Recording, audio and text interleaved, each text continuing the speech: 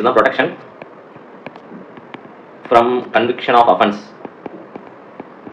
Conviction of offence. Okay, so இது என்ன பேசுதுன்னு பார்ப்போம். ஃபர்ஸ்ட் வந்து பார்த்தீங்கன்னா என்ன ப்ரொடெக்ஷன் கொடுக்கும்னா ஆர்பிட்ரரியான பனிஷ்மெண்ட் கொடுக்காம பார்த்துக்கும். ஓகே, ஆர்பிட்ரரினா என்ன, கண்டமென்ட் நான் என்ன தப்பு பண்ணணும் அந்த விஷயத்துக்கு தான் எனக்கு தண்டனை கொடுக்க முடியும். அவங்க இஷ்டத்துக்கு தோணுது மாதிரிலாம் தண்டனை கொடுக்கக்கூடாது. அண்ட் ஆர்பிட்ரரி அண்ட் எக்ஸஸ் பனிஷ்மெண்ட்லேருந்து ப்ரொடெக்ஷன் கொடுக்கும். ஓகே, ஸோ அது எப்படி கொடுக்கும் அப்படின்றத 3 விஷயம் இருக்குது இதில். ஓகே, ஸோ அந்த 3மே அந்த வார்த்தை ரொம்ப முக்கியம். No ex post facto law. Okay, நான் இந்த 3 ஃபர்ஸ்ட் சொல்லிடுறேன், அதுக்கப்புறம் எக்ஸ்பிளைன் பண்ணுறேன். No double ஜியோபாடி.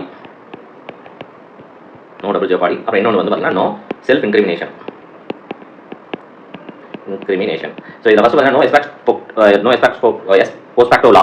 இது என்னன்னா பார்த்தீங்கன்னா இப்போ ஃபார் எக்ஸாம்பிள் 2020 நீங்கள் ஒரு அஃபென்ஸ் பண்ணிருப்பீங்க. ஓகேங்களா, ஸோ 2020 அஃபென்ஸ் நடந்திருக்கு. ஃபார் எக்ஸாம்பிள் அந்த அஃபென்ஸ்க்கான பனிஷ்மெண்ட் வந்து பார்த்தீங்கன்னா 2 years.